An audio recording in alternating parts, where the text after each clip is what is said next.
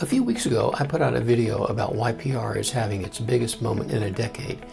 Gartner predicting earned media budgets doubling by 2027, AI search engines citing journalists instead of blog posts, the whole shift towards GEO, generative engine optimization. And the message I got back from a lot of you was some version of the same question. Okay, if PR matters this much now, doesn't that mean we should just bring it all in-house?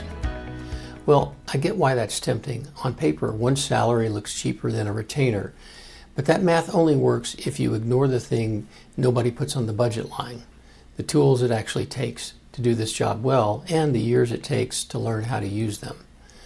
Let me show you what I mean. So start with media research. If you want to pitch a journalist, you need to know who covers your beat, what they've written recently, and how they like to be pitched. That's what a tool like Muckrack is for, a constantly updated database of journalists, their coverage history, and their outlets, because reporters change beats and publications fold every year. It's not optional to have a tool like that. Cold emailing a general inbox at a publication is how you get ignored or worse, blacklisted. But a Muckrack seat costs real money annually, and the database is only as good as the person searching it. Anyone can type in a keyword. Knowing which of the 200 results is actually the right reporter for your story is a different skill set entirely. Then there's podcasts. They're not a nice to have anymore. They're one of the fastest growing PR channels, and partly because AI answer engines love citing long-form spoken content with clear attribution. That's a job for something like Podchaser, a database built specifically for finding shows, hosts, and audience that match your pitch instead of guessing from a search bar. Same problem as before. The tool gets you a list. It doesn't tell you which host actually wants a founder interview versus a produced story, or how to avoid becoming the 40th cold pitch in someone's inbox that week. And then there's the newest category, the one most in-house teams don't even know they need yet, SEO and GEO analytics. Tools like Semrush and Ahrefs have been the backbone of backlink-based SEO for years, tracking rankings, backlinks, and keyword opportunities. But those tools weren't built to answer the question that matters most right now. Is my brand actually showing up when someone asks ChatGPT a question in my category? That's a different measurement problem, which is why a newer generation of tools like Profound and Peak AI exist specifically to track AI citations and visibility in site answers. If you're serious about GEO, you don't get to pick one or the other.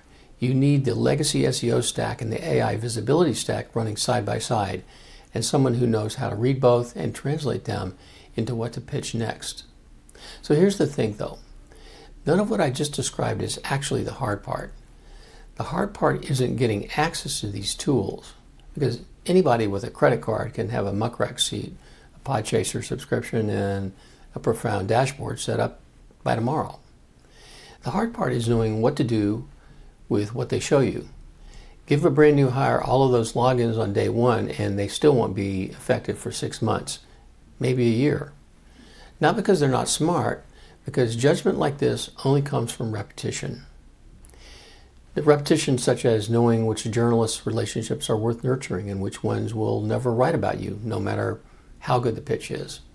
Or knowing the difference between a podcast with 10,000 downloads and rabid on-brand listeners versus one with 100,000 downloads and zero relevance to your buyer. Or knowing that a dip in AI citations isn't a tool malfunction, it's a signal that your last few placements didn't carry the kind of authority these systems trust. So when you're weighing in-house PR against an agency, don't just compare a salary to a retainer.